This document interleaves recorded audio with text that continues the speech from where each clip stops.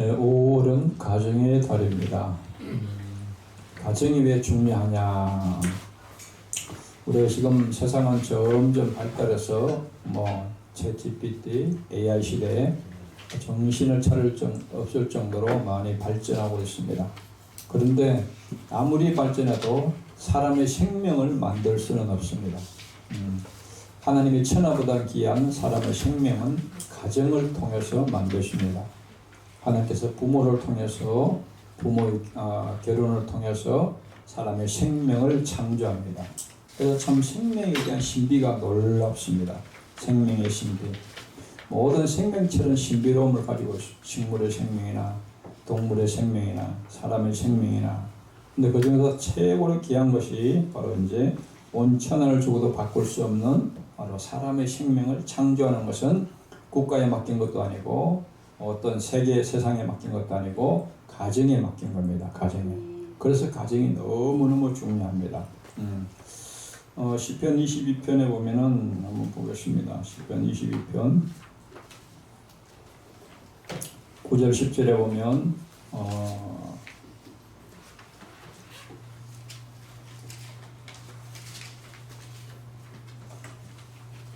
시편 22편 9절 10절에 보면 하나님께서 사람을 창조하는 그 원리를 말씀하고 있습니다. 9절 10절에 보면 오직 주께서 나를 모태에서 나오게 하시고 내 어머니의 젖을 먹을 때에 의지하게 하셨나이다. 내가 날 때부터 주께 맡긴 바 되었고 모태에서 나올 때부터 주는 나의 하나님이 되셨나이다. 하나님께서, 주님은 하늘을 가리킵니다. 하나님께서 나를 모태에서 어머니 태에서 나오게 하시고, 이게 출생이죠. 출생. 어머니를 통해서 하나님께서 내 생명을 태어나게 하시고 어머니의 젖을 먹어서 양육하게 하시고 그리고 하나님을 의지하게 하셨나이다. 내가 태어날 때부터 주께 맡긴 바 되었고 모태에서 어머니의 태에서 나올 때부터 주는 나의 하나님이 되셨나이다. 놀라운 신앙 고백입니다. 또 139편의 13절에도 보면 주께서 내 내장을 지으시며 하나님께서 우리 속에 있는 오장육부 있죠? 오장육부 내장을 지으시며 나의 모태에서 나를 만드셨나이다. 그러니까 하나님께서 어머니를 부모를 통해서 하나님이 생명을 창조하는데 그 모태에서 어머니 태 속에서 나를 만드셨다. 나를 만드셨나이다. 내가 주께 감사하며 나를 지으심이 심히 기묘하심이라. 예, 우리 생명을 창조하신 너무 신비한 일이라는 거예요. 기묘하다는 것은 인간의 상상할 수 없는 그런 신비 속에서 창조가 된다는 신비하심이라. 주께서 하시는 일이 내 기이함을 내 영혼이 잘 아나이다. 내가 은밀한 데서 지음을 받고 아무도 볼 수 없는 아기가 그 어머니 뱃속에 창조되는 것을 볼 수가 없잖아요. 지음을 받고 땅의 깊은 곳에서 기이하게 지으심을 받은 때에 나의 형체가 주의 앞에 숨겨지지 못하였나이다. 내 형질이 이루어지기 전에 주의 눈이 보셨으며 나를 위하여 정하늘이 하루도 되기 전에 주의 책에 다 기록이 되었나이다. 하나님이 이미 설계를 다 했다는 거예요. 나의 창조에 대한 내 영혼과 육체에 대한 창조에 대한 설계를 다 해놓으시고 그렇게 만드셨다는 그런 놀라운 비밀을 말씀하고 있습니다. 그래서 부모는 이제 자녀를 낳고 이제 크게 두 가지죠. 자녀를 낳는 것도 힘들고 어려운 일이고 또 자녀를 양육하는 것도 크고 힘든 일. 크게 보면 이제 두 가지죠. 낳는 것이 해산의 수고 같은 고통이 따르고 힘든 것이고 또 양육하는 것도 또 힘든 것이죠. 이 두 가정이 있는데 성장에서는 그래서 부모가 자녀를 양육할 때 목표가 뭐냐가 중요한 목표. 내가 자녀를 낳으면 이 자녀를 어떻게 양육할 것인가, 어떤 사람으로 키울 것인가. 그 자녀는 태어나면 어떻게 보면 하얀 백지 종이에다가 그림을 그리는 것 같습니다. 하얀 백지인데 시작하기 전에는 누가 그리느냐에 따라서 위대한 작품이 될 수도 있고 벨볼륨 작품도 될 수가 있잖아요. 그러니까 그것이 바로 이 부모의 교육 목표가 어딘가 중요하다는 것. 1번 보겠습니다. 오직 이것을 기록하면 너희로 예수께서 하나님의 아들 그리스도심을 믿게 하려 하며 또 너희로 믿고 그 이름을 힘입어 생명을 얻게 하려 함이니라. 아멘. 그래서 하나님께서 우리에게 성경을 기록해 주신 목적은 뭐냐면, 성경책을 주신 목적은 뭐냐면 너희에게, 우리 인간에게 예수님이 누구신가를 알려주기 위해서 기록했다는 겁니다. 예수님이 누구신가? 핵심은 두 가지라고 그랬죠. 예수님이 하나님의 아들이시고, 예수님이 하나님이시고, 그 다음에 예수님은 그리스도이시다. 이 두 가지가 예수님에 대한 핵심입니다. 그러니까 예수님의, 하나님의 아들은 예수님의 신성, 예수님의 인격을 이야기하고, 그 다음에 그리스도는 예수님이 하실 일을 가르치죠. 사명을 가르칩니다. 그것을 알고 믿게 하기 위해서 바로 성경을 기록했다. 그러니까 성경의 주인공은 예수님에 대한 이야기라는 거예요. 그렇게 예수님을 바르게 알고 믿으면 우리가 믿고 그 이름을, 예수님의 이름을 힘입어 생명을 얻게 하려 함이니라. 구원을 얻다 된다는 겁니다. 그래서 성경, 오직 성경에서만 참 이 영원한 놀라운 진리를 알려줍니다. 하나님이 누구신지, 예수님이 누구신지, 영혼이 어떤 것인지, 구원을 어떻게 받는지, 천국과 지옥이 어떤 것이, 이것은 인간의 운명을 영원히 결정하는 중요한 문제들이거든요. 이것은 세상에 그렇게 책이 많아도 세상 그대로 알려주지 않습니다. 오직 성경에서만 알려주는 겁니다. 그래서 성경이 위대한 책이에요. 그래서 어떤 분은 이 세상에 있는 책을 다 합친 것보다 이 성경책 하나가 더 위대하다, 그런 얘기였어요. 네. 우리나라 이충건 박사라고 있는데 국제정치학의 우리나라 최고의 권위자 중에 한 분인데, 그분이 이제 미국 유학을 갔는데 도서관에 책이 한 수십만 권이 있더래요. 그래서 내가 이것을 공부하는 동안 저 많은 책을 어떻게 다 읽냐 그랬더니요, 그 총장이 상담을 하는데 걱정하지 말라고 그래요. 이 한 권에 그거 다 들었다고 그래요. 이 한 권에. 그러니까 온 세상 책을 다 합친 것보다도 성경책이 더 위대한 책이에요. 왜냐하면 이 안에 하나님의 무한한 지혜와 축복과 능력이 다 들어있으니까. 평생 읽을 수도 없겠지만, 2번 보면 예수께서 한 어린아이를 불러 그들 가운데 세우시고 이르시되 진실로 너희에게 이르노니 너희가 돌이켜 어린아이들과 같이 되지 아니하면 결단코 천국에 들어가지 못하리라. 그러므로 누구든지 이 어린아이와 같이 자기를 낮추는 사람이 천국에서 큰 자니라. 아멘. 그래서 부모가 자녀를 낳고 자녀 양육의 목표, 이 자녀가 어떻게 컸으면 좋겠다, 자녀에 대한 기대와 꿈, 어떤 비전, 그걸 어디에 두냐가 굉장히 중요한데, 부모는 주로 이제 자녀에게 대한 기대가 세상에서 성공하는 거, 정치가로서 대통령이 된다든지, 아니면 돈을 잘 벌어서 재벌이 된다든지, 아니면 과학자가 된다든지, 박사가 된다든지, 세상에 인류 스타가 된다든지, 세상적으로 성공하는 그런 데 목표를 두기가 쉽습니다. 근데 예수님은 지금 목표를 어디에 두고 있냐? 하나님은 자녀 양육의 목표를 어디에 두고 있냐? 자녀에게 최고의 축복은 뭐냐? 하나님과 천국을 자녀에게 소유하게 하는 겁니다. 그래서 기준을 천국에다 예수님은 두었어요. 천국에 들어가는 자녀가 되느냐? 아니면 못 들어가면 지옥 가야 되니까, 그 자녀가. 부모가 그렇게 해산을 쓰고 모든 정성을 다 자녀를 키워놨는데 그게 지옥 가고 결과적으로 마귀 자녀가 되면 얼마나 이게 비참한 일이에요. 얼마나. 그러니까 예수님은 분명한 목표를 주었어요. 천국에 들어가는 거하고, 제가 이제 예수님한테 질문했으면 천국에서 누가 큰 자입니까? 천국에서 최고의 위대한 사람이 누구입니까? 이렇게 물으니까 예수님이 두 가지로 지금 답변을 한 겁니다. 어린아이를 모델로, 교육 모델로 삼아가지고 어린아이와 같이 겸손해야 천국에도 들어가고, 그 다음에 천국에서 최고 크고 위대한 자리를 차지하는 것은 바로 어린아이같이 겸손할수록 천국에서는 큰 자가 된다. 그 천국의 위대한 인물의 모델을 어린아이로 삼은 겁니다. 어린아이. 그러니까 예수님이 예수님보다 더 정확한 분은 없잖아요. 예수님 하나님이니까. 최고 인간으로서 위대한 일의 목표는 뭐냐면, 첫 번째는 내 자녀가 천국에 들어가는 믿음으로 키우는 것. 두 번째는 바로 천국에서 위대한 큰 자가 되는 것. 하나님께 축복받는 사람이 되는 것. 이것이 부모의 교육의 목표가 되어야 됩니다. 세상 사람들은 그렇지 않죠. 전부 다 세상에서 아무리 있었어도, 우리나라도 대통령 되면 제일 성공한 사람인데, 정치가로서는 갔다 오면 감옥 들어가잖아요. 대통령하고 나면 얼마나 정말 비참해요. 얼마나. 그러니까 세상은 다 결과적으로 보면 다 하나님 심판으로 이 지구 종말을 다 멸망하고 다 불타고 없어지는데 여기서 성공하는 아무 남는 것이 하나도 없는 거예요. 다 죄가 되는 거죠. 다 헛된 것이 되는 거죠. 다 헛된 수고. 그래서 예수님의 정확한 목표를 우리가 특별히 신앙을 가진 부모가 잘 우리가 알고 내 자녀의 양육의 목표를 거기다 딱 맞추는 것이 굉장히 중요합니다. 그래서 부모가 그런 믿음을 가지고 그게 목표로 하시면 자녀는 은연중에 그 영향을 받게 되거든요. 예. 3번에 보면 그때 모세가 났는데 하나님 보시기에 아름다운지라 그의 아버지의 집에서 석 달 동안 길리더니 아멘. 모세가 태어날 때 이스라엘 백성들은 애굽에서 종살이 할 때입니다. 우리나라로 말하면 우리가 나라를 잃고 일본에 36년 동안 완전히 나라가 빼앗겨서 일본의 압박을 받는 비참한 그런 뭡니까? 그런 이름도 빼앗기고 걸도 빼앗기고 뭐 농사지면 다 빼앗기고 다 비참한 그런.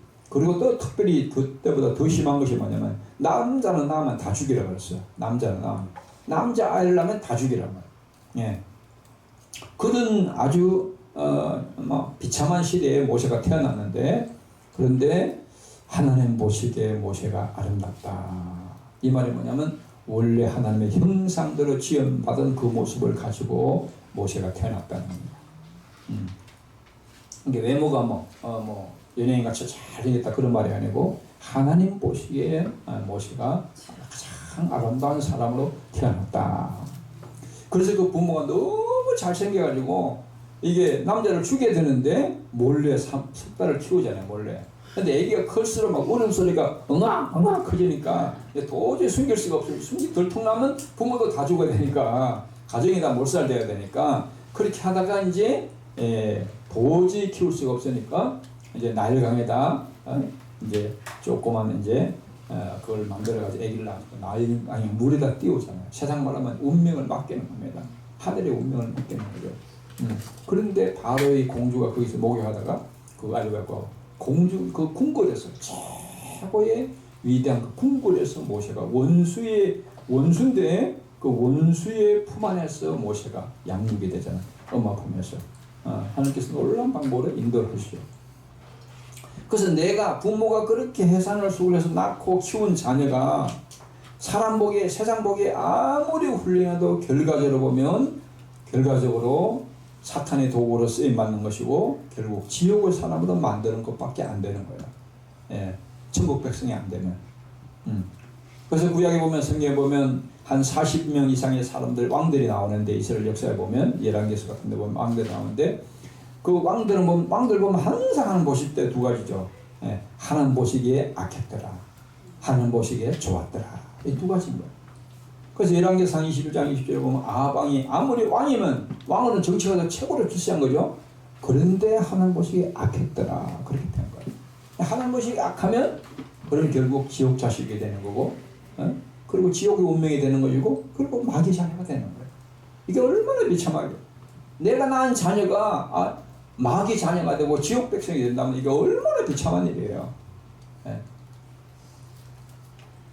근데 하나님 보시기에 아름다워야 하나님의 그 영혼을 축복해 주셔야만 하나님 보시기에 훌륭한 사람, 천국 백성으로 만드는 것보다 더 아름다운 것이 없는 겁니다.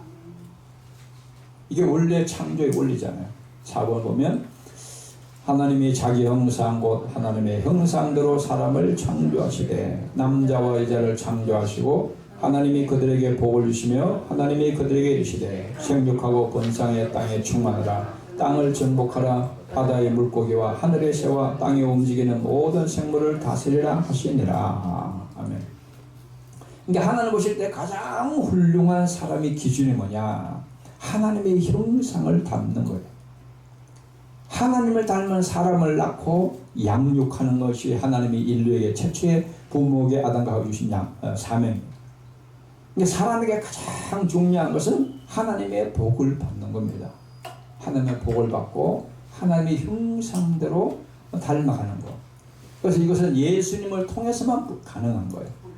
예, 예수를 믿고 제사함을 받아야 일단 하나님의 자녀가 되고 천국 들어갈 수 있는 자격을 얻게 되고 그 다음에 영적으로 이제 믿음이 좋아져서 예수님을 닮아가는 사람에 대해 하나님의 형상으로 점점 영적으로 성장이 되어져 가는 것입니다.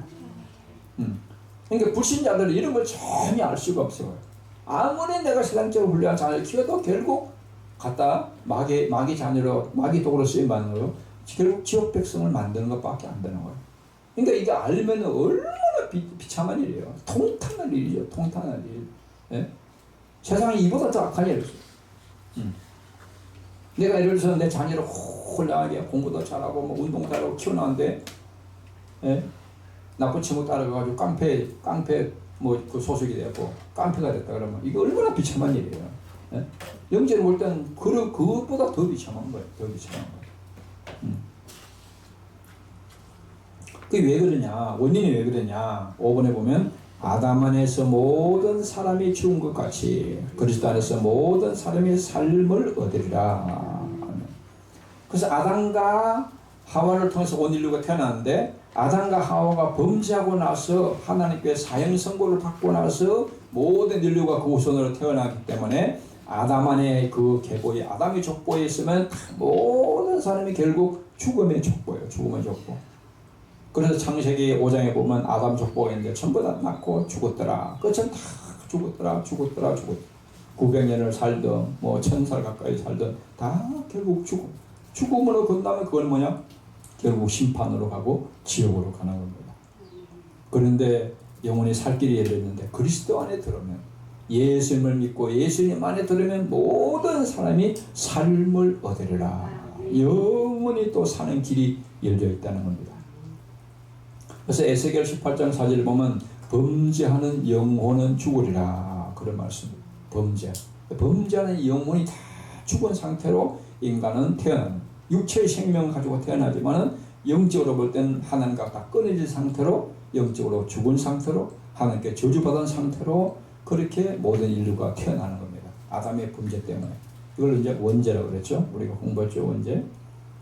6번. 또한 그들이 마음에 하나님 두기를 싫어하며 하나님께서 그들을 그 상실한 마음대로 내버려 두사 합당하지 못한 일을 하게 하셨으니. 아멘. 그래서 영적으로 죽은 상태로 태어나면 그 하나님에 대한 그 반응이 어떻게 일어나느냐? 마음에 하나님 두기를 싫어한다. 하나님 하자도 싫어요. 하나님 믿는 걸 싫어하고 그렇게 하나님을 미워하고 하나님을 반역하고 하나님과 반대로 죄짓고 하나님을 대적하며 사는 것이 이게 타락한 인간의 상태예요. 그게 이제 상실한 마음이에요. 이게 정상적인 마음이 아니에요. 타락하고 나서 원래 하나님 형상대로 창조됐는데 범죄하고 나서 하나님을 잃어버리고 그 잃어버린 상태로 그러기에 죄 가운데 태어난 상태의 정체가 이런 상태라는 거예요. 그래서 영혼이 죽은 상태라는 것은 하나님에 대해서는 전혀 알 수가 없어요. 태어날 때부터 하나님을 알고 태어난 인간 한 명도 없어요. 하나님에 대해서 완전히 무지하고 하나님을 인정하지 않고 악한 생각으로 가득 차 있고 하나님에 대해서 불신하고 미워하고 싫어하고 하나님을 거역하고 반역하고 불순종하는 상태. 이 상태가 바로 영적으로 죽은 상태입니다. 한마디로 말하면 하나님과 교제가 끊어진 상태. 하나님과 천국을 다 잃어버린 상태예요. 7번. 몸은 죽여도 영혼은 능히 죽이지 못한 자들을 두려워하지 말고 오직 몸과 영혼을 능히 지옥에 매달 수 있는 일을 두려워하라. 아멘. 예수님께서 제 아들을 전도 훈련시키면서 하는 말씀입니다. 사람은 이제 몸과 영혼 두 가지로 되어 있죠. 이 몸, 우리 육체와 그래서 우리 속에 있는 마음, 영혼이 있는데 이 하나님만이 우리의 몸과 영혼을 지옥에도 넣을 수도 있고 천국에도 보낼 수도 있다는 겁니다. 그러니까 우리가 정말 두려워할 분은 하나님이다. 두 가지 두려워해야 된다고 그랬죠. 신자는 하나님을 두려워해야 되고 하나님에 대한 경외심이 있어야 되고 죄를 두려워해야 된다고 그랬잖아요. 여기서 예수님 직접 이야기하잖아요. 하나님만이 우리 몸과 영혼도 능히 지옥에 멸할 수 있는 그 하나님만이 최고의 두려움과 경배의 대상이다. 그래서 죽은 영혼은 다 지옥으로 갑니다. 지옥으로 안 가려면 반드시 영혼이 다시 태어나야 합니다. 거듭나야 됩니다. 중생을 해야 합니다. CCC 그 한국의 대표였던 김종원 목사님이 그런 이야기를 했습니다. 어머니들에게. 어머니들 잘 들어보시오. 기도하지 않는 엄마는 좋은 엄마가 아니고 무서운 엄마다. 아무리 자녀에게 맛있는 걸 주고 좋은 옷을 입히고 좋은 환경에서 키워도 자녀가 지옥 가는 영혼이 상태에 있는데 그 영혼의 구원을 위해서 기도할 수 없는 어머니는 자녀를 사랑하는 것이 아니고 좋은 어머니가 아니고 무서운 엄마다. 왜냐? 그 지옥 가는 그 자녀를 위해서 구원을 위해서 기도하지 않으니까 지옥에 보내니까 그렇게 무서운 엄마가 되냐는 거다. 그러니까 부모가 그걸 모르면은 어머니가 그 신앙이 없으면 그걸 모르는 거죠.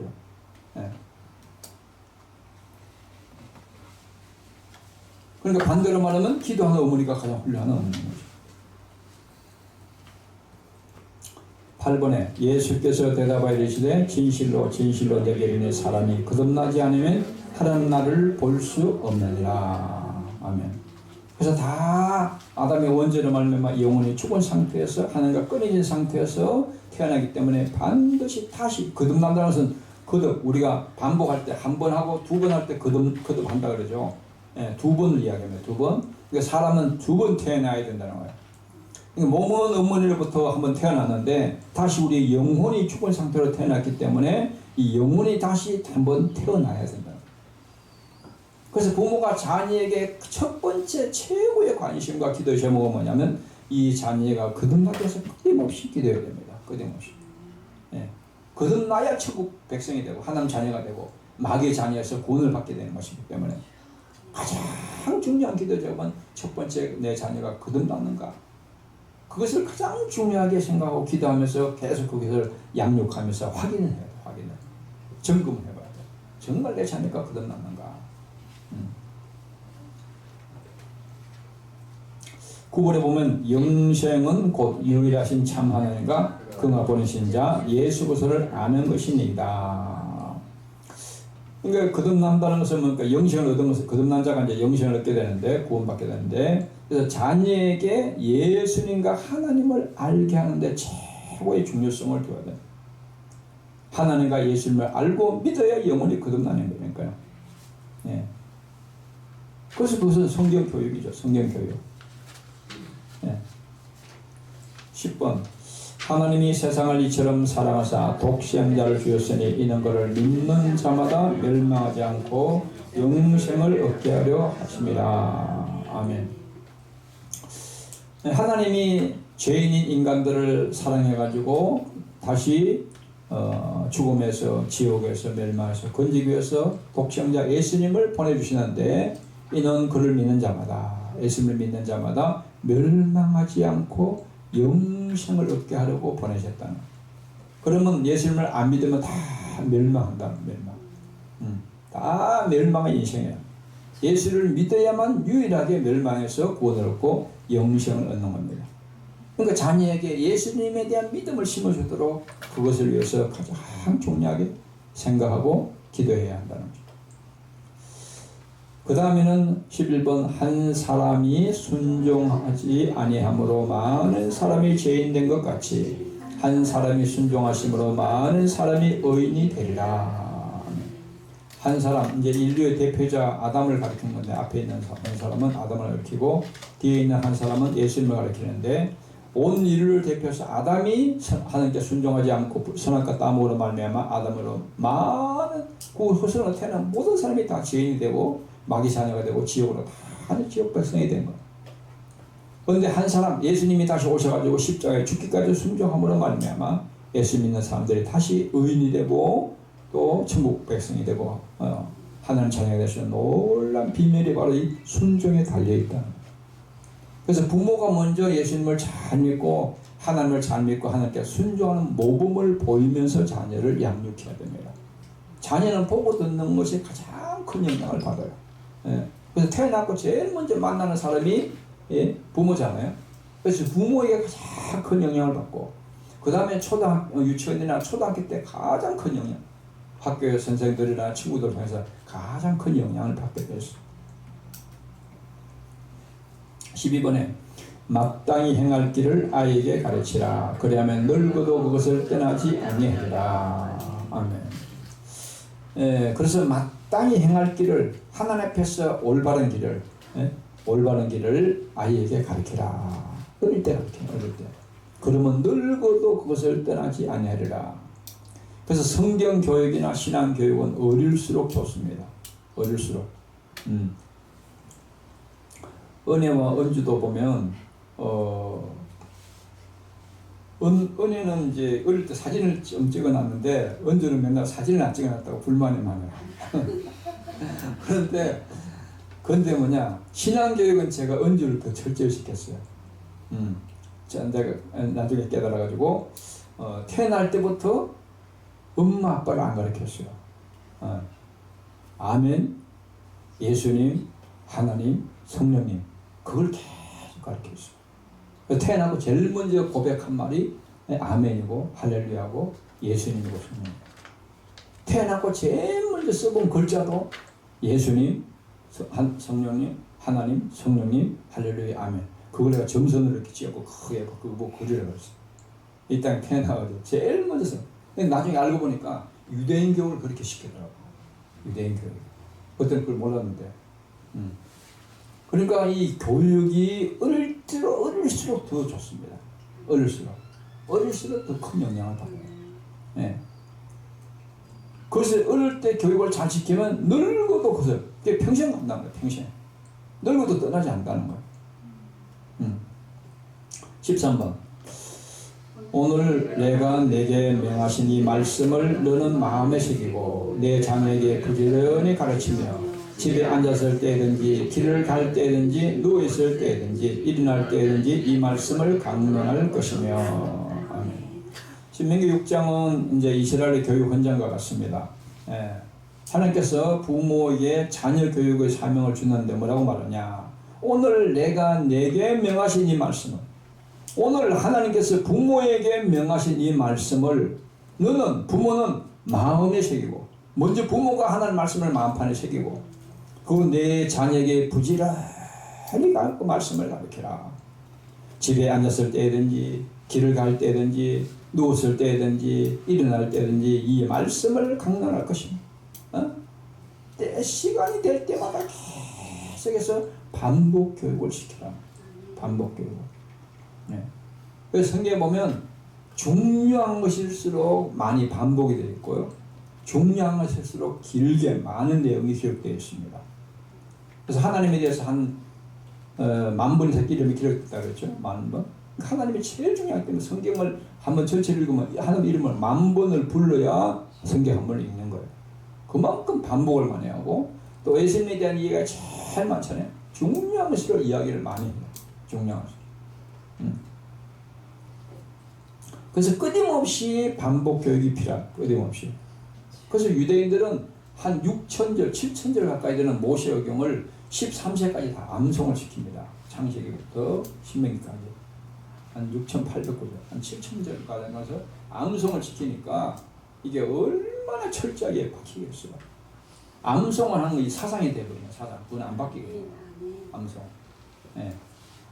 그러니까 얼마나 유대인들이 성경교육을 철저시키는 걸 알 수가 있죠. 그러니까 세계에서 결과적으로 볼 때 세계 어떤 나라보다도 유대인 교육을 능가하는 교육이 없잖아요. 예, 노벨상 같은 걸로 따져봐도 세계 인구의 0.3%에서 5%밖에 안 되는데, 인구가, 유대인 인구가 전 세계 인구야. 그러면 비율로 보면 그냥 노벨상을 0.3% 정도 받아야 되잖아요. 그런데 전체의 30% 이상을 유대인들이 받고, 목에 북에 이렇게 딱 따지면 영향받은 사람 하면 50% 이상의 유대인들이 노벨상을 받았더라고요. 네? 그러니까 세계 교육에 수십 배의 효과가 나타나는 거죠. 다른 나라의 교육에서. 유대인 교육을 능가할 수 없는 거예요. 네? 유대인 교육이 다른 특별한 교육이 아니라 바로 성경 교육, 성경 교육. 그다음에 14번. 이들은 이스라엘의 12지파라. 이와 같이 그들의 아버지가 그들에게 말하고 그들에게 축복하였으니 또 그들 각 사람의 분량대로 축복하였더라. 아멘. 그래서 이제 이 이스라엘은 야곱을 가르칩니다. 야곱이 죽기 전에 12아들에게 축복해서 그것이 이제 12지파가 됐잖아요. 그들의 아버지 야곱을 가르칩니다. 야곱이 그들에게, 자녀들에게 말하고 그들 자녀들에게 축복하였는데 그들이 각 사람의 분량대로 축복하였더라.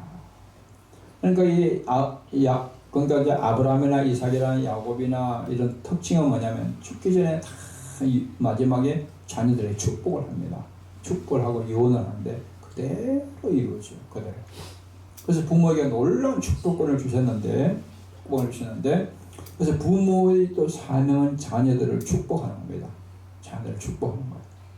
그러니까 축복하는데 뭐 욕심껏 많이 한다고 축복이 되는 것이 아니고, 아브람과 이삭과 야곱과 요셉을 보면 특별히 뭐냐면 하나님의 언약을 하나님 먼저 이렇게 축복하겠다. 하나님의 약속을 붙잡고 그 약속대로 그 유언대로 축복을 합니다.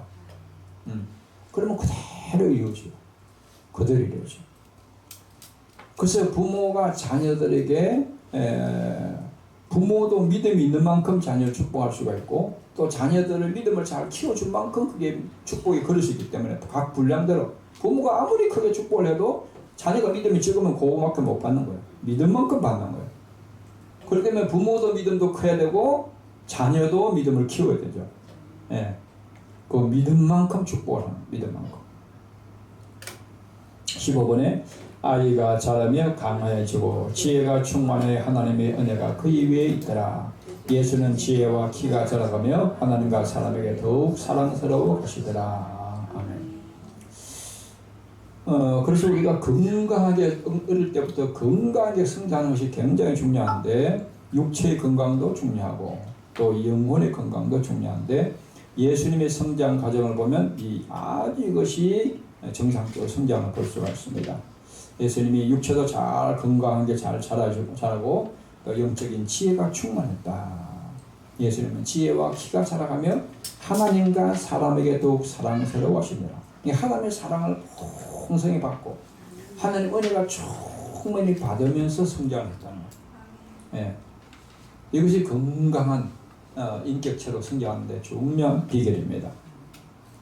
16번 예수께서 이르시되 어찌하여 나를 찾으셨나이까? 내가 내 아버지 집에 있어야 될 줄을 알지 못하셨나이까? 하시니. 아멘.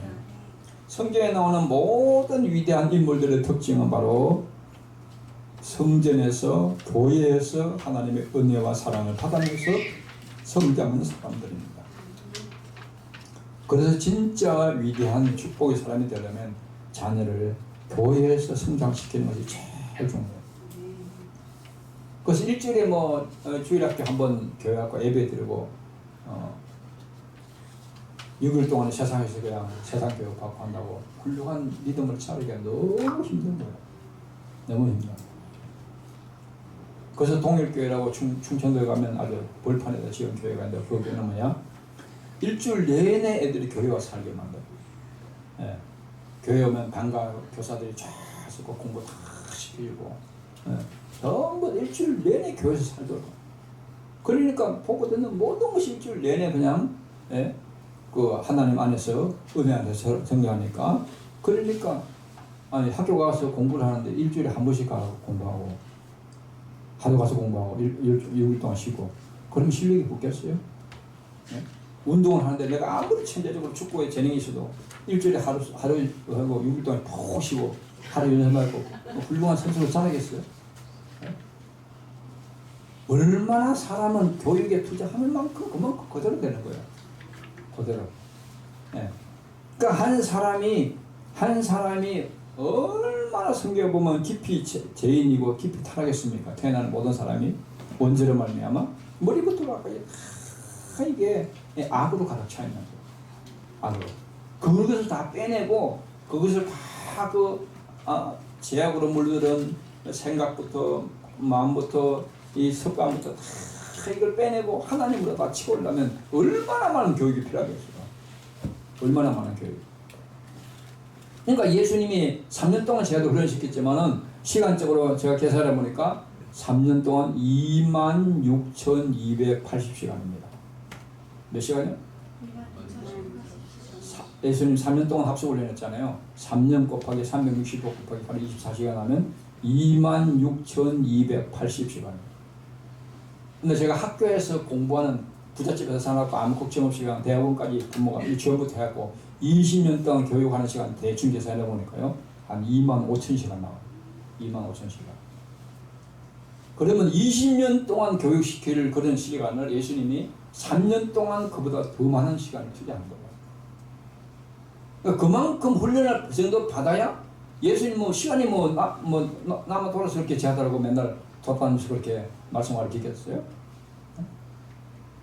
3년 동안 공생하는데 사람을 제대로 한 사람을 변화시키려면 그 정도는 투자해야만 제대로 된 제자가 되는 거예요. 그러니까 예수님이 그렇게 투자해요. 그래서 부모들이 생각할 때 자녀가 왜 이렇게 잘 안 자랄까? 부모 기대 잘 변화가 안 될까? 우리 신앙이 왜 잘 안 자랄까? 그래서 예수님한테 적용해보면 그대로 나옵니다. 그대로. 예를 들어서 이단 같은 경우도 신천 2장 같은 경우에 보면 새벽 6시에 출근해가지고 밤 12시에 퇴근. 1년 내내 설도 없고 추석도 없고 명절도 없고 아무도 없습니다. 1년 내내 6시 아침 새벽 6시에 출근했고 밤 12시까지 1년 내내 훈련시켜. 1년 내내 그렇게 훈련하니까 그 한 놈이 뭐 교회를 그냥 몇백 명을 끌고 가고 그러잖아요. 그러니까 우리는 어디에 시간을 투자하고 훈련시키냐에 따라서 그만큼 투자한 만큼 되는 거예요. 투자한 만큼. 예수님 너무 그걸 잘 알고 있는 거예요. 그래서 교회를 일주일에 한 번 와서 신앙생활 하는 사람하고 2번 와서 예배 드리는 거하고 매일 새벽 기도나 저녁 기도 드리는 사람하고 차이가 가면 갈수록 얼마나 엄청난 차이가 나겠어요.